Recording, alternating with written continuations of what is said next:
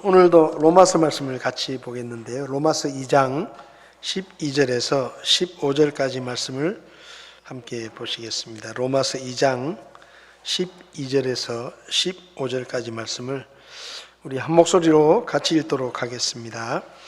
율법 밖에서 죄를 지은 자들은 또한 다 율법 밖에서 멸망하고 율법 안에서 죄를 지은 자들은 다 율법으로 심판을 받으리니 이는 율법을 듣는 자들이 하나님 앞에서 의롭지 아니하고 오직 율법을 행하는 자들이 의롭게 될 것이기 때문이라. 율법을 소유하지 않은 이방인들이 본성을 통해 율법 안에 들어있는 것들을 행할 때에 이런 사람들은 율법을 소유하지 않아도 자기에게 율법이 되나니 이런 사람들은 또한 자기 양심이 증언하며 자기 생각들이 서로 고소하고 변명하는 가운데 자기 마음속에 기록된 율법의 행위를 보이느니라. 아멘. 잠시 기도하겠습니다. 하나님 아버지, 오늘 저녁에도 하나님의 말씀을 나눌 때 주의 성령님께서 우리 각 사람에게 말씀하시고 깨닫게 하시고 주의 말씀의 교훈을 잘 배워서 우리의 삶이 더욱더 주님이 기뻐하시는 삶으로 날마다 변화될 수 있도록 저희들을 도와주시기를 원합니다. 부족한 종을 붙들어 주시고 이 말씀을 전할 때 믿음의 담력을 허락하시며 주의 성령의 인도하심을 따라 오직 주의 말씀만 전할 수 있게 종을 써 주시옵소서. 예수님의 이름으로 기도했습니다. 아멘. 자리에 앉으시겠습니다. 지난 시간에는 로마서 2장 6절에서 13절까지 말씀을 가지고 하나님의 심판이라는 주제를 함께 나눴습니다. 하나님은 각 사람의 행위대로 심판하신다. 그러니까 각 사람은 자기가 행한 대로 심판을 받습니다. 예를 들면 아버지가 잘못한 것을 자식에게 책임을 묻지 않으시고 또 자식이 잘못한 것을 아비에게 책임을 묻지 않으십니다. 그러니까 각 사람은 하나님의 심판을 받을 때 하나님 앞에 홀로 서서 자기가 행한 모든 일을 하나님 앞에 고하게 되고 하나님께서 그 사람의 행위에 따라 심판하시죠. 구원받지 못한 사람들에게는 하나님의 심판을 통해서 경노와 진노로 갚아주신다 그랬고, 구원받은 성도들에게는 주님을 섬긴 행위에 따라 보상과 또 칭찬으로 갚아주신다 그렇게 말씀하셨습니다. 영원한 생명과 또 하늘의 보상으로 갚아주시는 그 심판의 날이 우리에게 있다는 것을 기억하고, 심판 그러면 좀 부정적인 뜻으로 많이 쓰이지만은 이 성도의 심판은 벌을 정하는 심판이 아니고 상을 정하는 심판이니까 우리는 다행스럽게도 구원을 받아서 그리스도의 심판대 앞에 서서 우리가 받을 상을 받는 그런 심판이니까 정죄의 심판을 받지 않으니까 두려워할 필요가 없고요. 단지 주님 앞에 섰을 때 우리가 믿음으로 살지 못하고 또 구원받은 후에도 여전히 옛사람의 성품을 버리지 못하고 세상을 쫓아 살다가 주님 앞에서 받을 상이 없는, 그래서 겨우 졸업장 하나 받는 그런 성도가 되지 않도록 항상 주님의 일에 힘쓰고 하나님 앞에 심는 그런 삶을 살아야 할 것입니다.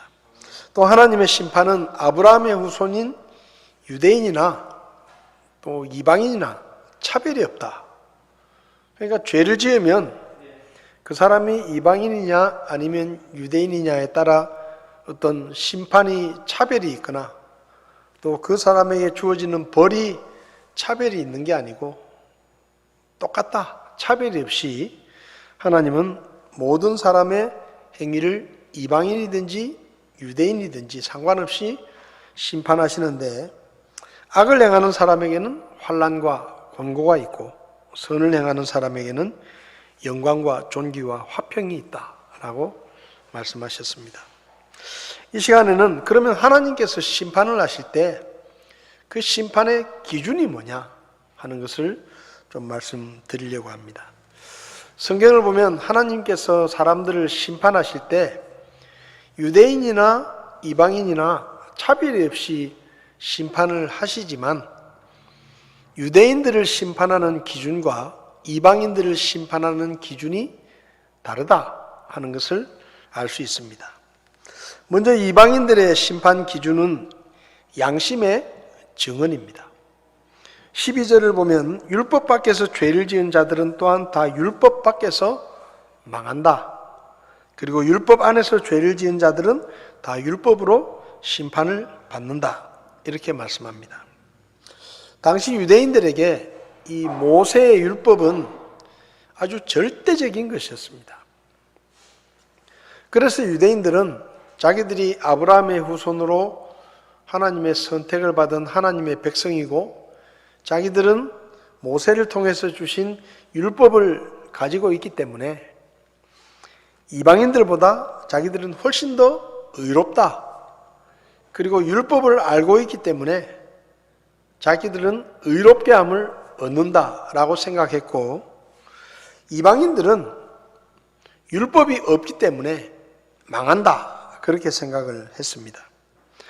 그러니까 율법을 아느냐 모르느냐에 따라 하나님의 심판이 다를 것이라고 생각을 했는데 그런데 바울은 말하기를 율법을 모르는 이방인들이 죄를 지어도 하나님의 심판을 받고 율법을 알고 있는 유대인들도 죄를 지으면 하나님의 심판을 받는다.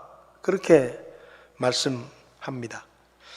그러니까 성경을 보면 율법이라는 것을 이야기할 때 그 율법을 구원이나 아니면 의롭게 되는 것과 연관을 시켜서 이야기한 적이 없습니다. 그러니까 율법이라는 것은 구원과 관계 있는 것도 아니고 의롭다함을 얻는 것하고도 관계 있는 게 아니라는 말이죠. 그럼 율법은 뭐냐? 율법은 죄를 알게 하는 것이고 그리고 죄를 판단하는 기준이 되는 것입니다. 그래서 성경에서 율법을 이야기할 때는 구원이나 의롭다함과 연결을 시켜서 이야기하기보다는 오히려 심판에 더 관련시켜서 이야기를 하는 것을 볼 수가 있습니다. 로마서 3장 20절을 보면 그러므로 율법의 행위로는 어떤 육체도 그분의 눈앞에서 의롭게 될 수 없나니 율법으로는 죄를 알게 되느니라 라고 말씀합니다. 그러니까 율법의 역할은 뭔가 하면 죄를 규정하는 것입니다.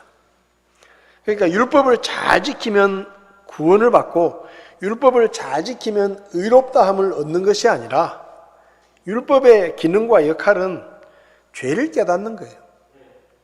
여러분 우리나라에도 법이 있잖아요. 법이 한번 만들어지면 계속 그냥 가는 게 아니고 법이 수시로 바뀝니다. 그 바뀐다는 이야기는 죄가 변한다는 것이죠. 예를 들면 얼마 전에 이제 도로교통법이 바뀐 것 중에 하나가 횡단보도를 지나서 차가 우회전을 할 때 횡단보도에 보행자가 있거나 아니면 보행자가 횡단보도를 건너려고 하는 그런 때는 무조건 정차해야 된다. 일단은 정차를 해야 된다. 그리고 우회전을 할 때 보행자가 아무도 없으면 일단 정지했다가 서서히 진행을 해서 우회전을 해도 된다. 그렇게 이제 법이 바뀌었습니다. 우리나라가요, 이게 참 옛날에는 안 그런 것 같은데 요즘은 횡단보도에 이제 차를 이렇게 정차를 해주면 지나가는 보행자들이 인사를 하고 지나갑니다. 하도 차가 안 세워주니까.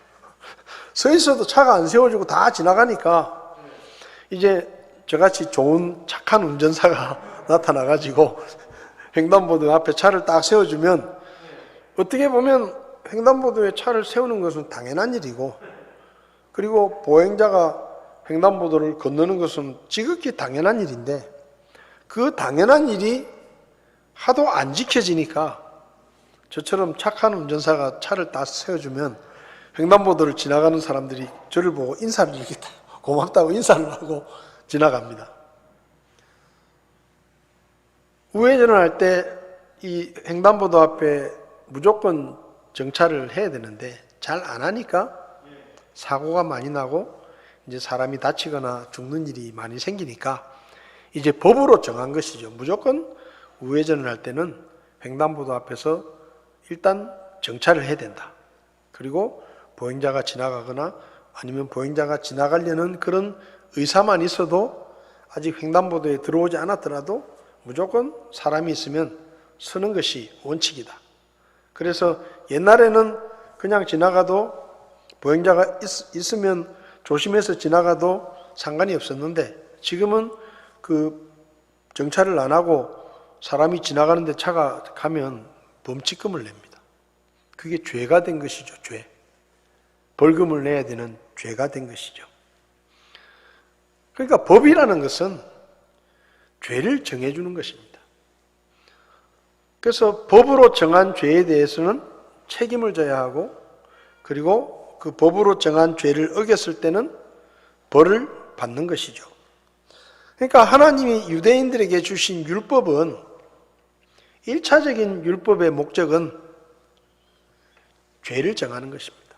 하나님 앞에서 이런 일들은 죄다. 그러니까 이런 일들은 하지 말아라 하고 하나님께서 정해주신 것이 율법입니다.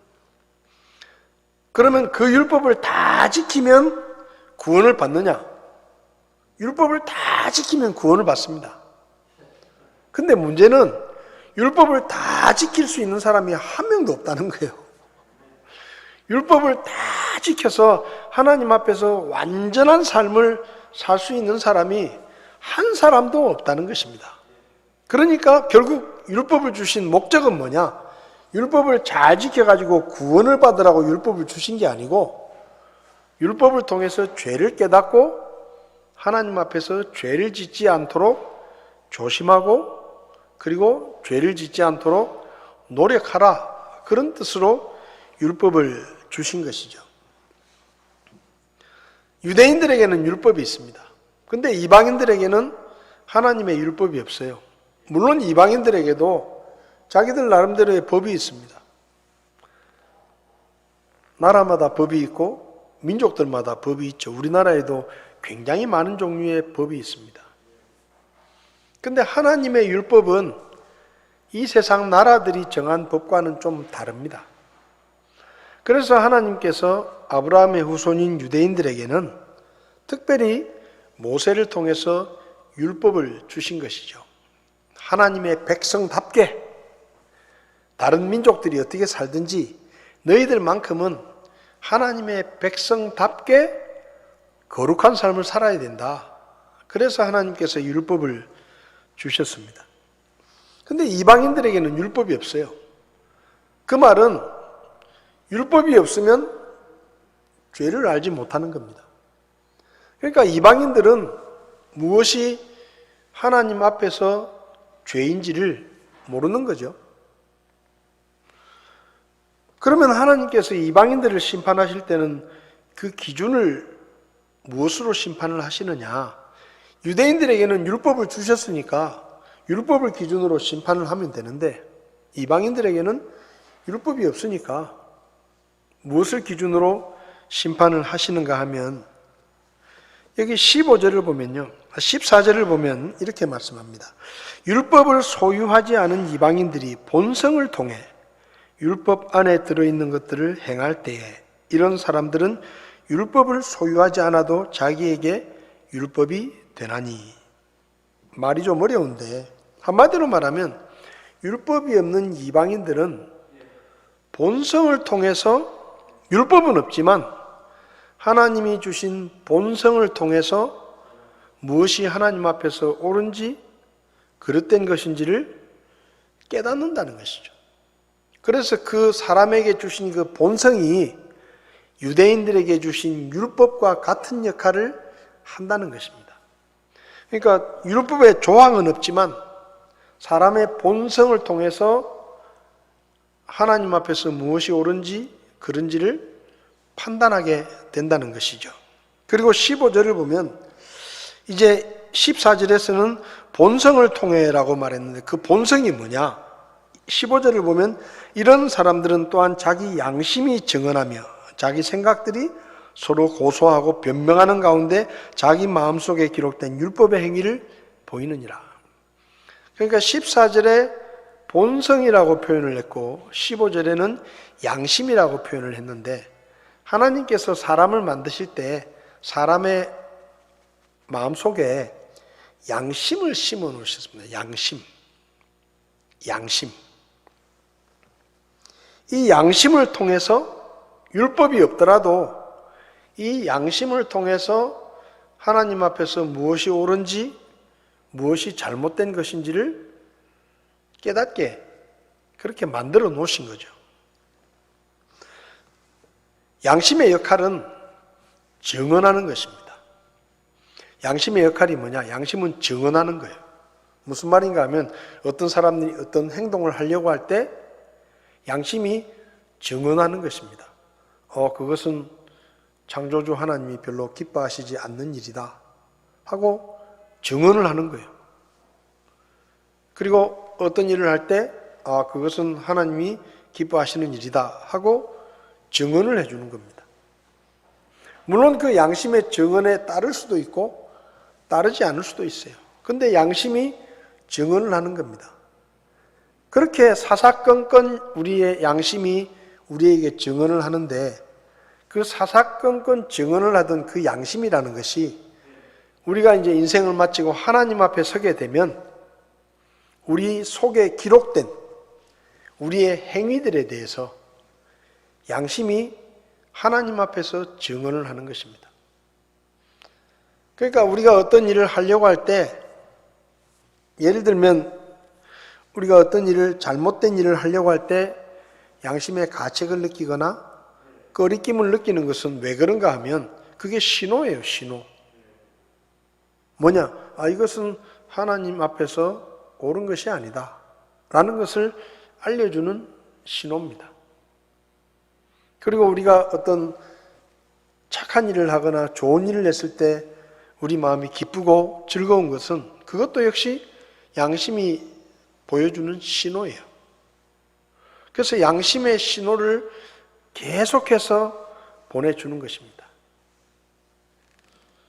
사도 바울은 로마서 9장 1절에서 이렇게 말합니다. 내가 그리스도 안에서 진실을 말하고 거짓말을 하지 아니하노라. 내 양심도 성령님 안에서 나에 대해 증언한다. 여러분, 양심은요, 믿는 사람이나 믿지 않는 사람이나 똑같이 양심이 있습니다.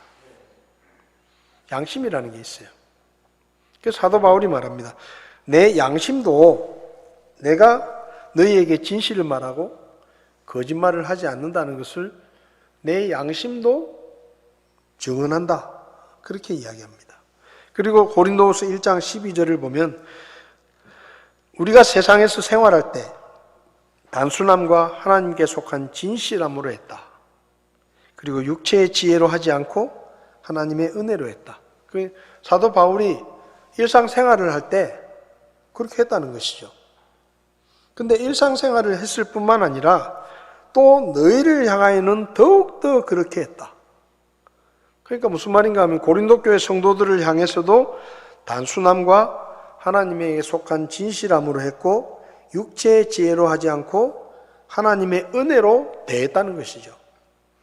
근데 사도 바울이 그렇게 한 것에 대해서 누가 증인이냐? 여기 보면 또 우리의 양심이 증언하는 바라. 그러니까 사도 바울이 고린도 교회 성도들에게 진실함으로 그리고 하나님의 은혜로 그들을 대했다는 것을 사도 바울 속에 있는 양심이 증언한다.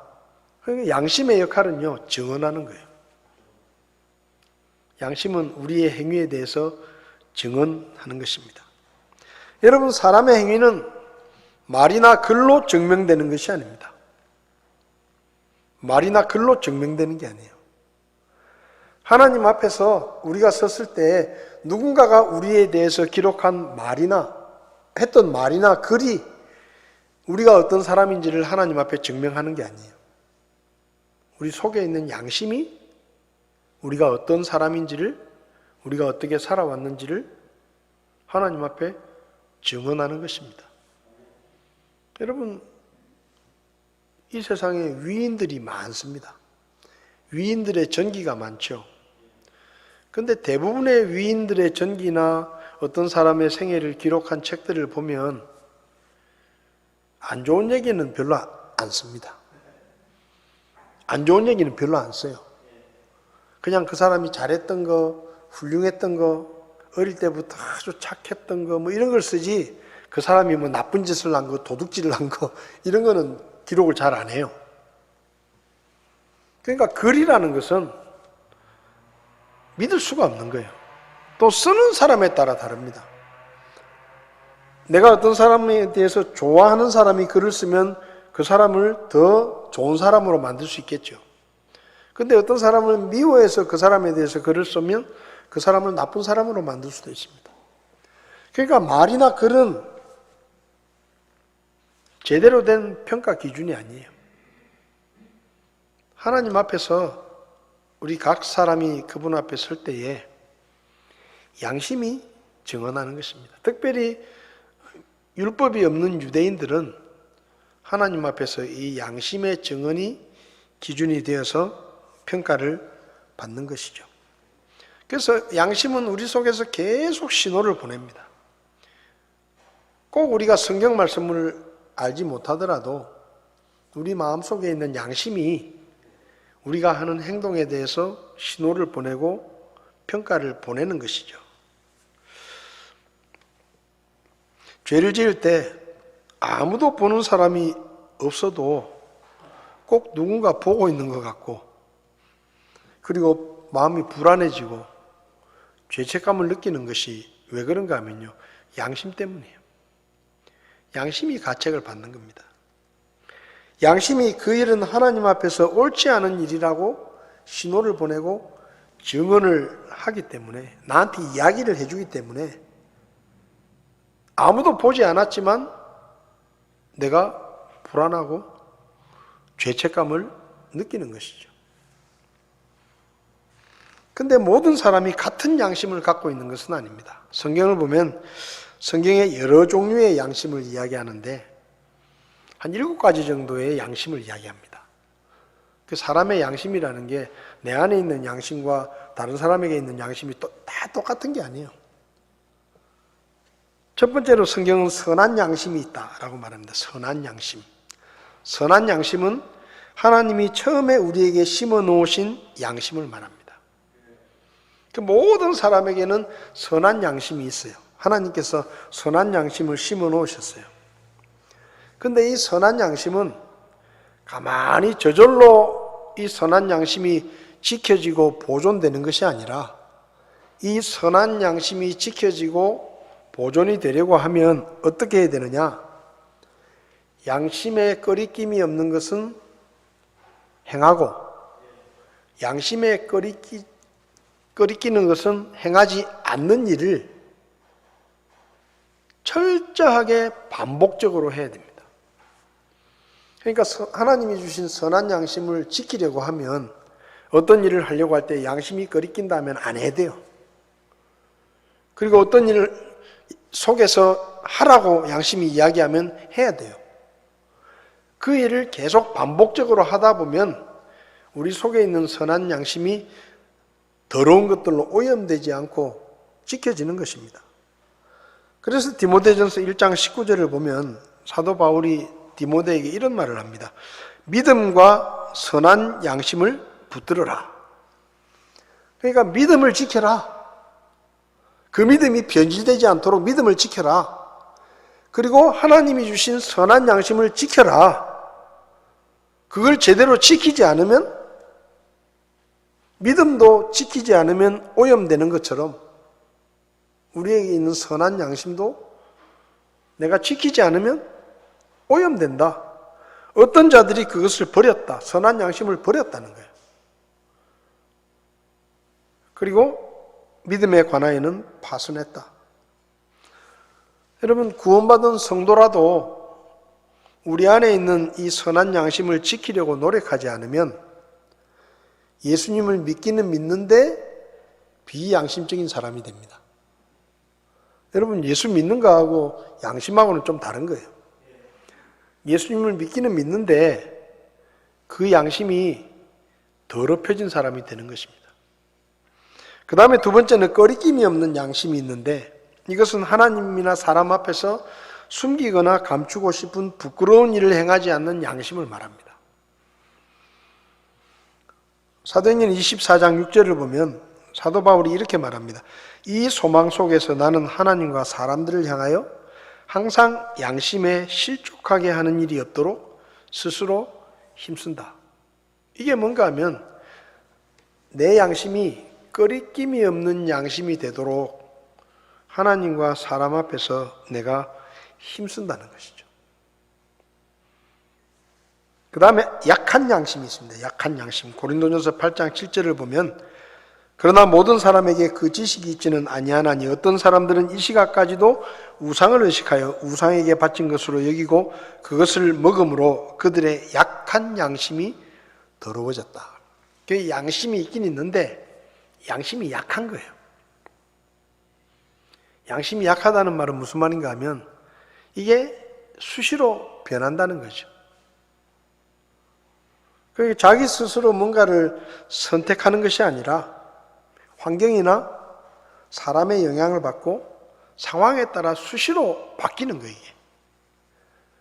그러니까 뭔가 내 양심에 꺼리낌이 있는 일인데 그렇게 하면 안 된다는 걸 알지만 많은 사람들이 그렇게 하니까 아, 그렇게 해도 되는 모양이다 하고 그냥 양심이 흔들려 버리는 거죠.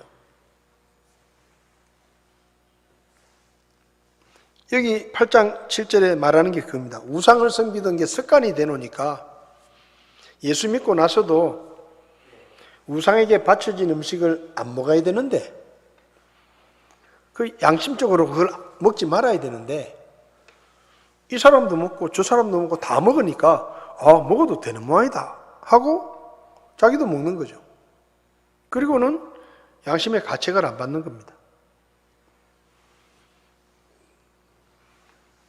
저도 뭐 군대 생활할 때나 직장 생활할 때나 대학교 생활할 때 친구들이 제일 많이 하는 말이 그거예요. 야, 술 한잔 해라. 그럼 제가 나는 예수 믿기 때문에 술 안 마신다 그러면 친구들이 뭐라고 말하는가 하면 다 먹는다 다. 요새 다 먹는다. 뭐 니만 교회 다니나. 다 먹는다. 그러니까 뭐 그 한 잔 먹는 게 뭐 그렇게 양심에 꺼리끼겠냐 이 말이에요. 근데 그렇게 말하면 양심이 약한 사람들은 그런가? 다 한다는데 뭐. 내 친구도 하고 내 친구 아버지도 하고 우리 교회 집사님도 단란주 좀 다니고 근데 뭐 그 문제가 안 되는구만. 먹어도 되는 모양이다. 그러고 그냥 먹는 거예요. 이게 뭐냐? 약한 양심이에요. 약한 양심. 대체적으로 이 신앙생활을 시작한 지 얼마 안 되는 사람들이 양심이 약합니다. 그래서요, 다른 사람의 영향을 많이 받아요. 그래서 예를 들면 구원받고 난 다음에 난 술도 끊어야 되고 담배도 끊어야 되겠구나. 그렇게 결심을 하죠. 근데 어느 날 보니까 길거리 지나가는데 자기 교회 집사님이 담배 피우면서 막 지나가는 거예요.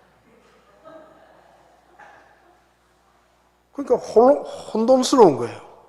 자기는 지금 막 구원받고 막 난 술, 담배는 나쁘다고 생각하면서 이거 예수 믿는 사람에게는 이게 안 어울리는 거니까 내가 끊어야지 생각했는데 어느 날 길거리 지나가는데 자기 교회 집사님이 담배 피우면서 그 집사님이 자기를 모르니까 지나가는 거예요.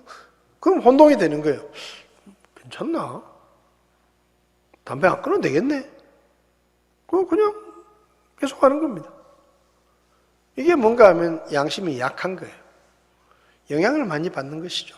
다른 사람의 영향을 받거나 환경이 그러면 우리가 제일 많이 쓰는 말 중에 하나는 어쩔 수 없었다.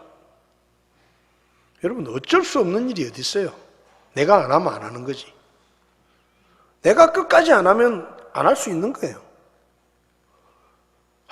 목사님 그때는 어쩔 수 없었어요. 어쩔 수 없는 일이 어디 있어요? 내가 결정하면 되는 것이지. 그렇지 않습니까? 내가 안 하기로 결정하면 안 하는 거예요.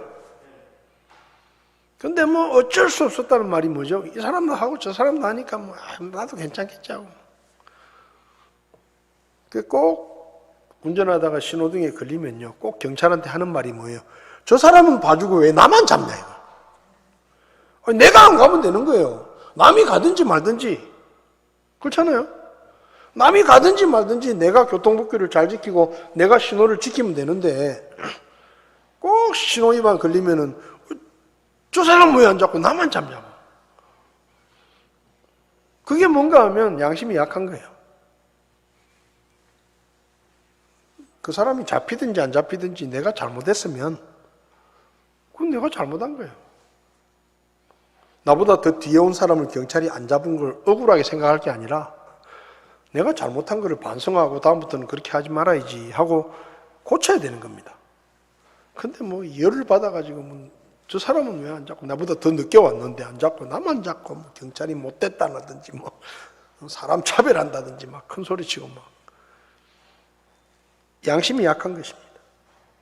그래서 특별히 믿음이 약한 사람들을 대할 때는 참 조심해야 돼요. 우리의 말과 행동이 그들에게 시험거리가 될 수도 있습니다.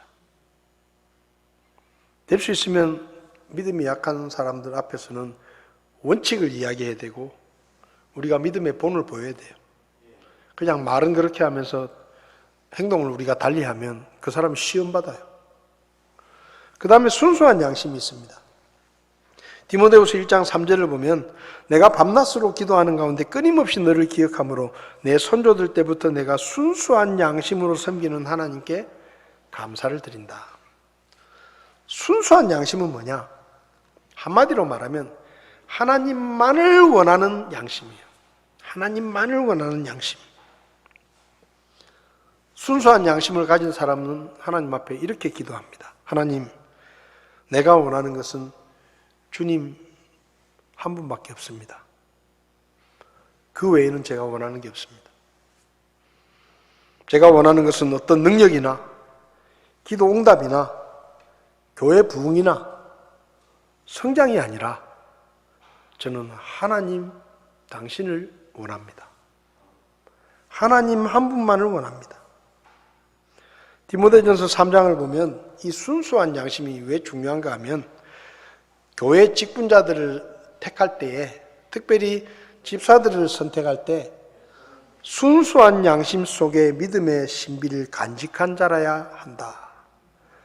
그러니까 주님만을 원하는 양심이 그릇이 되고 그 그릇에 믿음이 담겨야 된다 이 말이에요. 그러니까 교회 지도자들은 목사나 집사들은 그 마음속에 하나님만을 원하는 순수한 양심이 있어야 된다는 겁니다. 하나님 외에 뭐 세상적인 이익을 취하려고 한다든지 사람들의 영광을 얻으려고 한다든지 또 다른 무언가 하나님이 주시는 것들을 하나님보다 더 원하면 그 신앙은 금방 타락하는 것입니다. 그래서 특별히 교회 직분자들은 하나님만을 추구하고 그분만을 원하는 하나님이 기도 응답을 안 해주시더라도 하나님으로 만족하고 하나님께서 어떤 능력을 주시지 않더라도 하나님 때문에 만족하고 그런 순수한 양심이 우리의 그릇이 돼서 그 그릇 안에 믿음이 담길 때 그 믿음이 하나님 앞에 인정받는 믿음이 되는 것입니다. 우리는 하나님이 주시는 어떤 것을 바라고 원할 게 아니라 하나님 자신을 원하는 그런 순수한 양심이 우리 안에 있어야 하는 거죠. 그 다음에 다섯 번째는 뜨거운 인두로 지진 양심이 있다 그랬습니다. 반복적으로 죄를 계속 짓다 보니까 이제 죄에 대해서 무감각해지는 거예요. 도둑질도 처음 할 때는 가슴이 떨리고 막 들킬 것 같아서 겁나고 꼭 누가 본 것 같고 막 그런 마음이 있는데 두 번, 세 번 훔치다 보면 바늘 도둑이 소도둑 된다. 그게 무슨 말인가 하면 점점 양심이 무뎌진다는 거예요. 그래서 처음에는 바늘 하나 훔쳐와도 불안하고 막 걱정되고 들킬까 봐 마음이 초조하고 이랬는데 나중에는 남의 집 소를 끌고 와도 아무 일 없다는 듯이 잠만 잘 자는 거예요. 이게 양심이 무뎌지는 겁니다. 특별히 영적으로 이야기할 때는 디모데전서 4장 1절을 보면 이제 성령께서 분명히 말씀하시기를 마지막 때에 어떤 사람들이 믿음에서 떠나 유혹하는 영들과 마귀들의 교리들의 주의를 기울이리라 라고 말씀하셨는데 그 다음 2절을 보면요, 이들은 위선으로 거짓말을 하며 자기 양심을 뜨거운 인두로 지진 자들이다. 그러니까 믿는 자를 속이고 유혹하는 그런 거짓 교리, 쉽게 말하면 이단들입니다. 이단에 속한 사람들은 양심을 인두로 지진 사람들이다라고 말합니다. 그러니까 감각이 없어요. 감각이 없어요. 자기들이 잘못됐다는 것을 전혀 느끼지 못합니다. 양심이 완전히 제 기능을 하지 못하는 거예요. 그래서 하나님의 말씀보다 교주의 가르침이 더 중요하고 거짓 교리를 맹신하고 그게 거짓이라는 것을 전혀 깨닫지 못해요. 얼마 전에 어떤 분에게 저한테 문자가 나왔습니다. 목사님, 우리 신천지 교회가 기네스북에 등재가 됐어요. 자랑하는 거죠. 신천지 교회가 기네스북에 등재가 됐다. 여러분, 교회가 기네스북에 등재된 게 자랑스러운 일입니까? 네? 세상 사람들에게 인정을 받으면 그게 자랑스러운 겁니까? 세상 사람들이 알아줄 만큼 교회가 크고 많은 사람이 모이고 그러면 그게 자랑스러운 겁니까? 여러분, 교회는 하나님에게 인정을 받아야 돼요. 교회는 교회의 주인이신 예수님에게 내 마음에 드는 교회라고 인정을 받아야 되는 겁니다. 기네스북에 그 이름이 올라가면 그걸 영광이라고 생각하면 할 수 없지만 그거 하나도 영광스러운 게 아니에요. 이단에 속한 사람들은 머리가 그냥 한쪽으로 완전히 기울어져 있어요. 다른 걸 보지 못해요. 왜냐하면 양심이 인두로 지진 것처럼 죽어 있어가지고 자기들이 옳다고 믿는 것 외에는 아무것도 인정하지 않는 겁니다. 여러분, 이런 믿음은 믿음이 아니고 종교적인 신념입니다. 신념. 이건 믿음이 아니에요. 하나님의 말씀에서 나온 것도 아니에요. 자기들이 만들어 놓은 교리에 대한 신념이에요, 신념.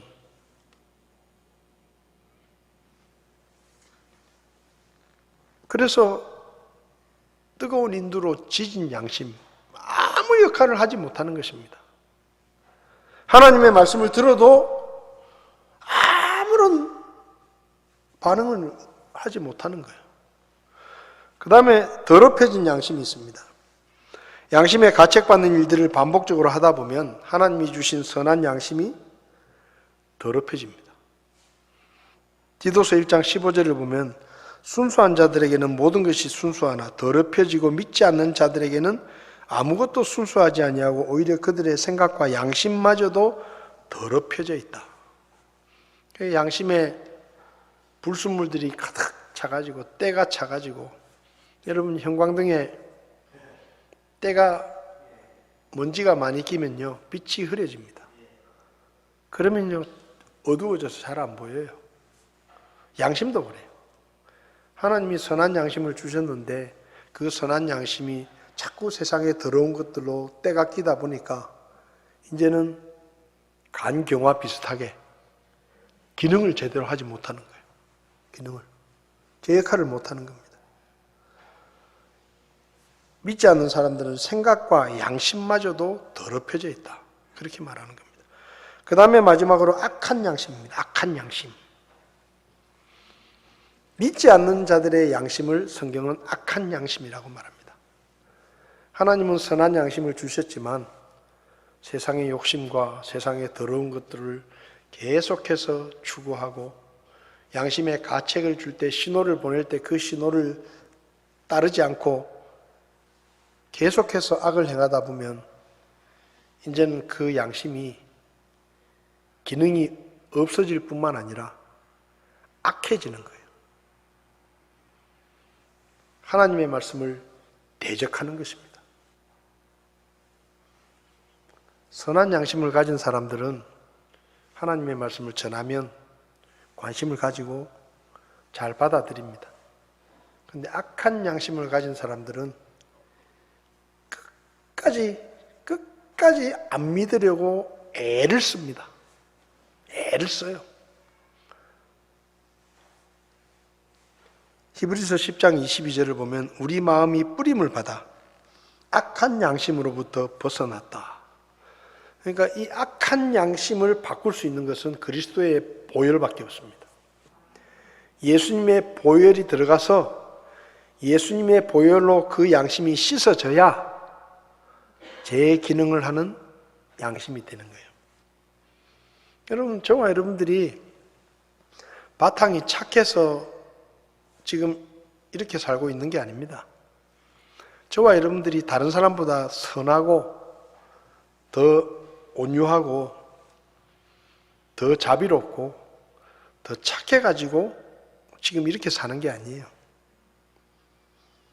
그리스도의 보혈이 우리 속에 있는 악한 양심을 씻어주시고 그리고 우리가 하나님의 말씀을 가까이 하면서 하나님의 말씀을 통해 그분의 뜻을 깨닫고 하나님의 말씀에 순종하는 것을 자꾸 하다 보니까 우리 안에 있는 더럽혀진 양심이 조금씩 씻어져서 그나마 이 정도로 살고 있는 것이지 우리가 무슨 다른 사람보다 더 착하고 더 인격적이고 더 훌륭하고 더 성품이 좋고 천만의 말씀이에요. 사도 바울이 뭐라 그랬습니까? 나는 죄인 중에 우두머리다 그랬습니다. 그 죄인 중에 우두머리가 어떻게 영광스러운 사도 바울의 삶을 삽니까? 사도 바울이 훌륭한 사람이기 때문에 그렇습니까? 아닙니다. 성령의 뜻을 따르고 말씀으로 자기를 깨끗하게 하고 그 악한 양심을 그리스도의 보혈로 씻어주셨는데 그 양심을 더럽히지 않기 위해서 끊임없이 말씀을 묵상하고 기도하고 순종하고 하나님의 뜻을 행할 때에 우리가 선한 양심을 지킬 수가 있는 것입니다. 여러분, 예수 믿는다고 해가지고 다 선한 양심이 아니에요. 예수 믿는다는 사람들 중에도 비양심적인 사람들이 많습니다. 안 믿는 사람들보다 더 못된 사람들도 많아요. 예수 믿는 사람 중에도 사기치는 사람 있고 거짓말하는 사람 있고 자기 욕심을 따라 돈 욕심을 내고 남한테 피해를 끼치고 그저 돈 생기는 일이라면 수단 방법 가리지 않는 그런 사람들이 있습니다. 구원받은 사람들 중에도 그런 사람이 있어요. 물론 대부분은 구원받지 못했기 때문에 그렇게 하지만 구원받은 사람도 우리 속에 있는 이 양심을 제대로 지키지 못하면 세상 사람들로부터 믿는 것들이 더해. 그런 얘기 듣는 거예요. 그런 얘기 듣는 겁니다. 이방인들은 율법이 없기 때문에 양심이 더럽혀진다고 하지만 유대인이나 구원받은 우리는 하나님이 말씀을 주셨잖아요. 근데 이 말씀을 받았으면서도 우리의 양심이 더러워지고 악해지면 그건 정말 큰 문제예요. 교회가 타락하고 그리스도인들이 타락하면 세상은 교회로부터 복음을 들으려고 하지 않습니다. 세상 사람들이 교회를 향해서 이렇게 말하죠. 너나 잘하세요. 너나 잘하세요. 지금 이 코로나 지나면서요, 교회를 향한 사람들의 신뢰도가 20%도 안 됩니다. 무슨 말인가 하면 교회 다니는 사람들끼리는 자기들끼리 좋고 자기 교회가 좋고 자기 교회가 은혜스럽고 그렇게 보일지 모르지만은 교회 밖의 사람들은 10명 중에 8명이 교회를 향해서, 예수 믿는 사람을 향해서, 목사를 향해서 너나 잘하세요, 그렇게 말한다는 거예요. 10명 중에 8명이 그렇게 말한다는 겁니다. 이거 정말 우리가 반성해야 됩니다. 정말 반성해야 돼요. 지금 시대는